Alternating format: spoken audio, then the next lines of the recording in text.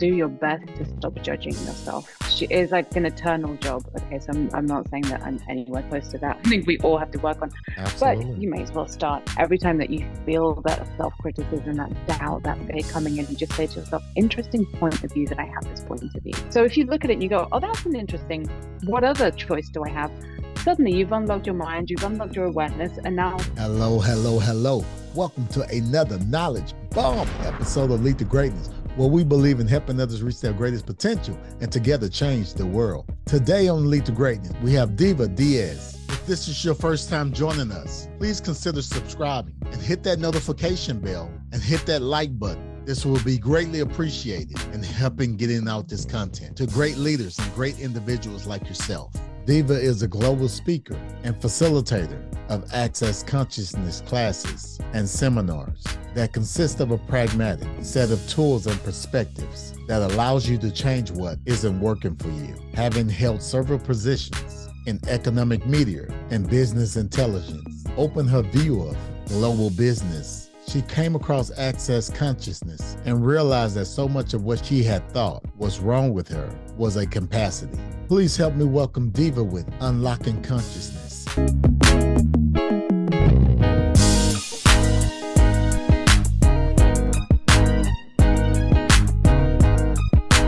This is Cedric Francis, and you're listening to Lead to Greatness.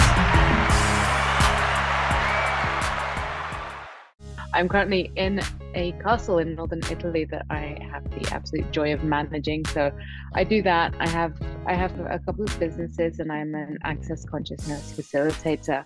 But I didn't always do that. I used to work in the corporate world in business intelligence. And, I used to actually love my job. I have to say, I'm not one of those people that kind of didn't enjoy the corporate world. I really did.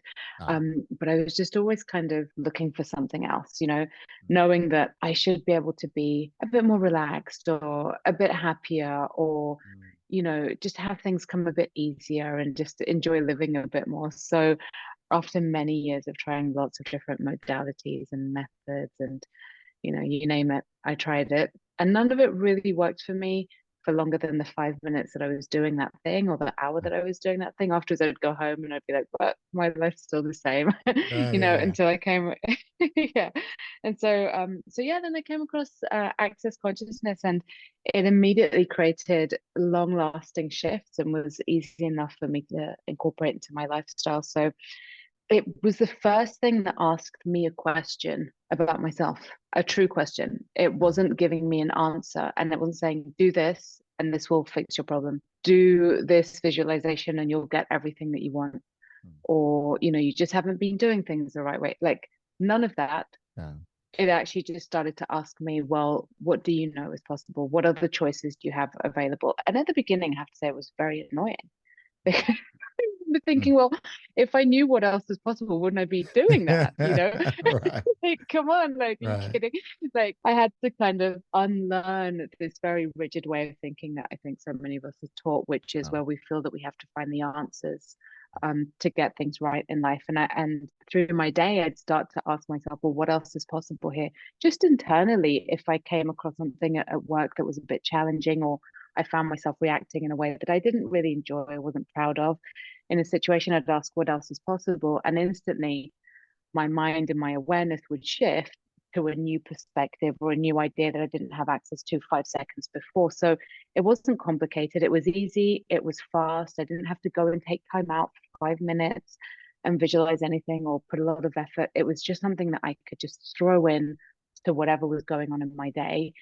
And that made it easy enough and pragmatic enough that I just kind of went for it. For me, I think a big struggle really was actually willing to be different enough to say, well, I do want to wake up happy, and I do want to contribute to my family and to society. And I would also like to have money. And I would also like to be pain-free.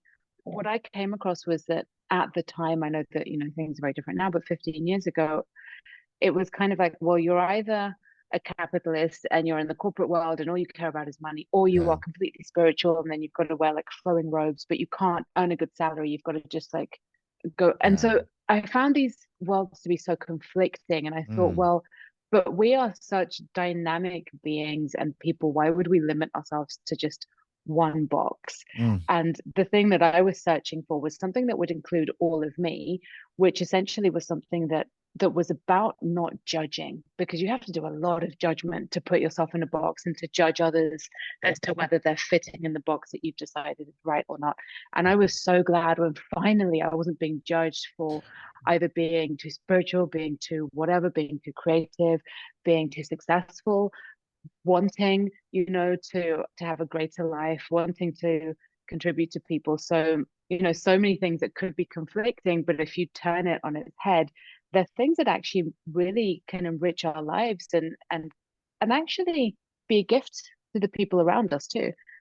Wow. Explain that. Well, I think very often we tend to have this mindset that if you're somebody that is very creative or entrepreneurial, perhaps, that it's always like this kind of selfish and self-driven Mm. thing that it's like, well, I'll stamp on anybody's head to get there. Like, I don't care, but Yeah. it's not, what if when your life improves and you're having more fun and you're doing what works for you, what if everybody else's life around you improves too? I mean, I know for me, like the tens of thousands of people I've worked with around the world, particularly, looking at parents and their kids will always learn from what their parents are being, not just what Yeah. they're saying, but Yes. what they're being. And Yes. I saw my parents as I was growing up always do so many different jobs and so many unrelated things because they liked them, and sometimes it was because they needed the money, and sometimes it was, but they just always kept moving, and they were never stopping. Like they never allowed themselves to be stopped by anything. And so I think I learned a lot from that. And it was never the sense of, well, you're being selfish because you're not home with me every single day, playing games, you're out creating your life. It was never that. I actually was inspired by it. Wow, wow, wow, wow. It's so interesting. And the reason why it's so interesting to me personally, because there's someone in our lives that's afraid. And because they're scared, they're throwing that fear upon you and making you Mm, feel guilty for what they're scared of. And yeah. you just have the guts to do it. And if we're not careful, you end up listening, and that voice that's real low begin to get louder and louder and louder and louder in our ear, and we begin to believe what everybody else is believing. And you said something that I think is so great. When we see ourselves as a gift, I think we walk out, we move different, we Mm, leave the room different. Everywhere we go, it's different when we see ourselves as a gift. We're living more on a selfless aspect than a selfish aspect. I want you to kind of dig into that. Your personal, practical, story maybe with someone in your life. You don't have to call their name if you don't want to, but someone in your life that you got in their world and their world changed. It's like because you were there, and they may not even know it. I mean, it's not our responsibility to go around bragging and be like, you the reason why you are because of me, but not that type of thing. But maybe some situation. I know that situation, the people that's better because of something you said, or watching you, or nephews and nieces that's watching you right now, that you probably don't even realize the impact that you're making on their lives. I think so many of us make an impact on so many people's lives without even noticing. Yeah. And yet it always has to be the person's choice as well. Mm. Because trust me, Cedric, there have been so many people that I've, wanted to contribute to, not because I knew better, but because perhaps I had different ideas or whatever, and they were having none of it. So I'm so grateful for people who are willing to receive that and choose something different. And recently I was speaking with somebody that I work with, and she said to me, do you know what? I never thought that I would be able to buy a house. Mm. And I have recently put an offer down for a house. And I said, well, why did you never think you could buy one? And she said, well, it was just never in my world. But since we started working together 6 months ago, you always say, just try something. What's the Yeah. worst that could happen? You might fail. So what? Then try again. Yeah. And she said, you have taught me to constantly just choose. And it doesn't matter if you fail. Like, what if you can't fail? And she said, because of that, I've started trying different things out. And before I knew it, I'd happened across this person that was able to help me out with finding a mortgage, and now the offer's in, and she was super happy and grateful, and I was so grateful for the acknowledgement, but also that she'd chosen it. And then over lunch, she was telling me how it was going to take about 3 months to find out if the mortgage offer had been accepted. And while we were at that lunch, while we were walking out of the restaurant, she got a phone call and they told her that it was accepted, and that was Amazing. like a week later. Amazing. So I think we tend to not realize sometimes how, just by our actions and what we're being, people are noticing, and we can impact the world and impact the people around us in a great way if we choose to. People go through hard times. We all do. I certainly have. Yeah. And so we can't always be like the chirpy person who is like super positive. So one of the things that I love about, if we're talking about these tools in particular of access consciousness, is that it's not really about being positive in a negative world. Where I think so often that's what we tend to think, oh God, I'm being so negative. Then the way out of this is to be positive. But what if the way out of it is actually to just empower yourself? Mm. Empower yourself to know, well, maybe I have other choices. Maybe it's Yeah. not just either or universe. Maybe it's not just positive, negative, black, white, whatever, up, down, left, right.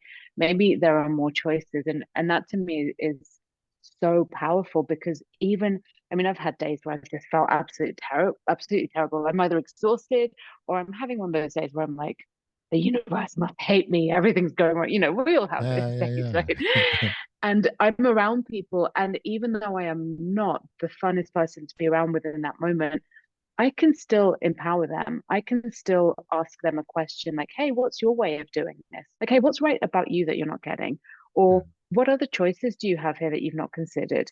And in doing that, you empower people to know that they have choice, and they don't need to depend on you being positive or negative, or even on Mm. themselves being positive or negative, Yeah. because they always have a question that can open up to something different. Wow. And I love this perspective. And I think oftentimes just a perspective shift can shift our entire world.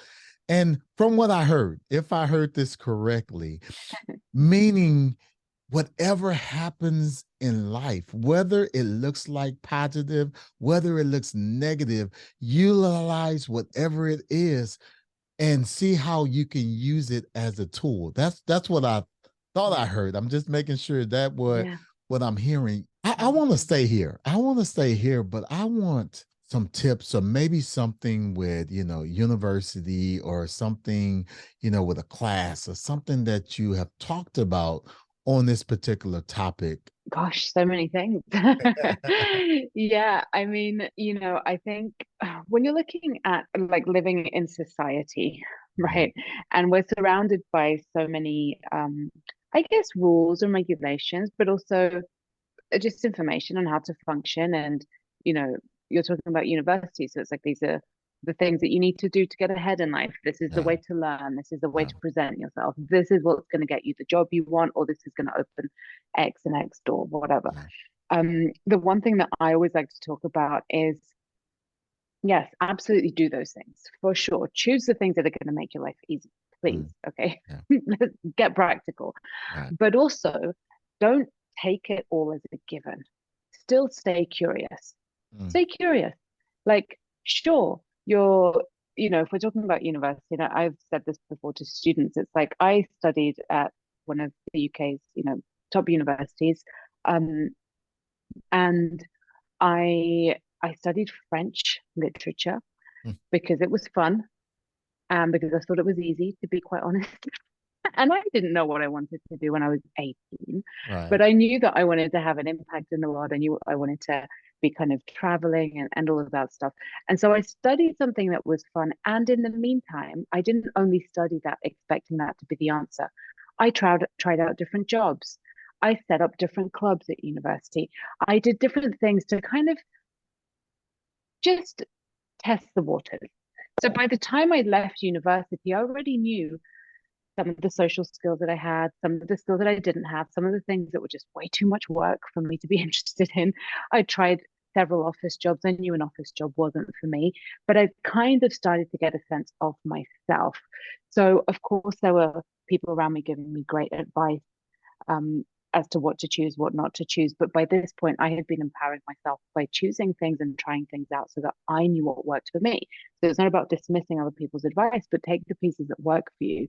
Again, stay curious. Okay, which part of this applies to me? Which part of this could be true?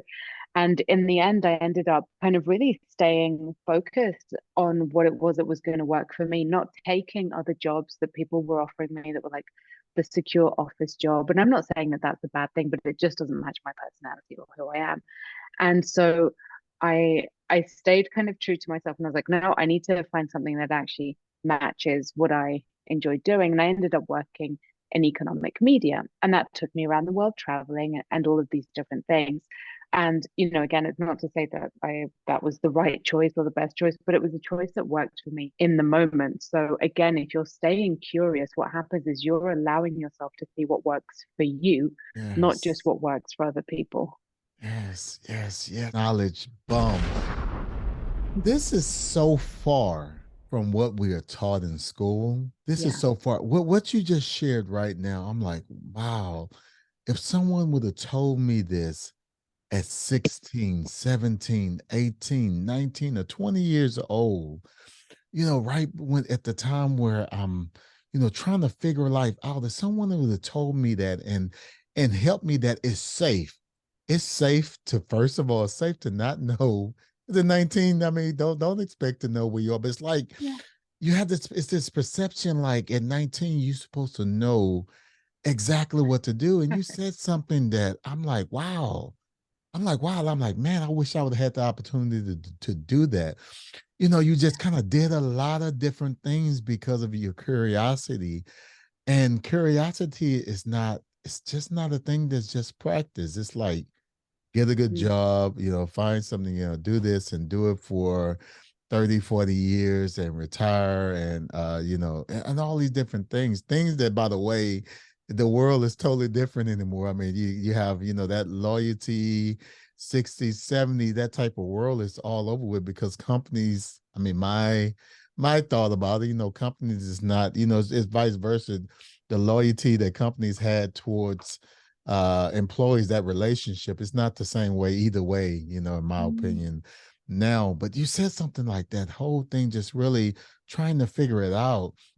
And that kind of right now really leads me into, all right, so we know what you are doing right now. What are you working towards? I would say, oh, I love that question. So many ideas come to mind. I'd say the thing that I'm working towards, making sure that I am checking in with myself so that the choices that I make every day are creating something greater and are not diminishing anything, either for me or anyone else. So that could be walking down the street, that could be changing careers, that could be in my own business, but it's a big enough kind of panorama that I can apply that easily to all areas of my life, knowing that that's me being the greatest that I can be. The final thing is that some of the greatest leaders that I know, they listen. Mm. They listen. They don't have to be the person with all the answers and the one who's talking nonstop and has all the ideas. They listen to people, and they listen to the global perspective, and they listen to the bigger picture. They don't just try and get fast results now. They really are willing to have this bigger picture awareness, which only comes if you're willing to actually take a moment, be silent, and listen to the information around you, not just from people that you've decided have got power and are smart and are wealthy, but from everybody. Everybody has got something valuable to contribute if you're willing to listen. Another knowledge bomb. David, this is amazing. This is amazing. For that individual right now that come to you and say, no, Diva, you know what, I'm tired of this. I'm ready to make that step forward. What would you tell Yeah, them? I'd say number one, start asking yourself a question. Mm. Like, start asking yourself, what would work for me here? What do I actually desire? Number one. Number two, do your best to stop judging yourself, Mm. which is like an eternal job. Okay, so I'm not saying that I'm anywhere close to that, or it's something we all have to work on. But Absolutely. you may as well start. A great tool that I've learned from Access Consciousness is every time that you feel that self-criticism, that doubt, that fear coming in, just say to yourself, interesting point of view that I have this point of view. And that kind of unlocks it. It's so simple because Right. we tend to think, yeah, Oh we my tend to think, goodness. oh God, I've got this fear. It's got to be real. Let me wrestle with the fear. that never works. Let's get real. So if you look at it and you go, oh, that's an interesting perspective I'm having. Interesting. What other choice do I have? Suddenly you've unlocked your mind, you've unlocked your awareness, and now you're not making that take over your world so much, So Yes. that's a really fast way to get out of judgment. God. Um, yeah. Then I'd say like relax, just relax. Like, what if you can't get your life right or wrong? What if you can't get consciousness right or wrong? What if you can't, like, the more you relax into it, the more you can start to receive. And I think receiving is something that we don't know we can do. And we think that receiving is about money or about getting more stuff. But what if you could actually ask to receive the greatness of you and the gift that you are? What's right about me that I'm not getting? And by doing that, you might start to notice where your talents lie, where you have been a gift, where you could contribute, where you already are a contribution, perhaps that you've not acknowledged. Mm. And then, 5, if you're super smart, you might check out this incredible hands-on head process called the access bars that unlock so much stress in your mind and body.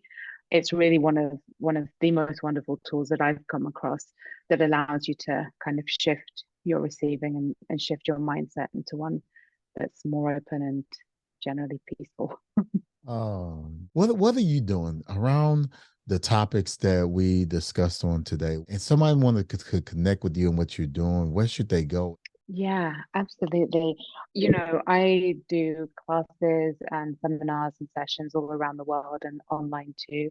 I do a lot of the stuff that is kind of like allows you to change the foundation of your current way of thinking Okay. and creating to one that is more open. So all of those things can be taken as classes and seminars. And I do a lot of stuff on neurodiversity too.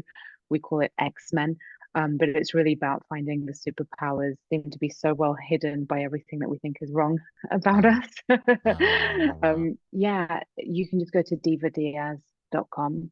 Okay. Check it all out there. I do a weekly live and a podcast on a Monday too, and on a Wednesday I have a free 30-minute class. So you can have a taste of these access consciousness classes, and it's all done on Zoom. So you can sign up online and get to experience the change, which I think is important for us to use these tools and have a sense of what it is to actually be able to incorporate them.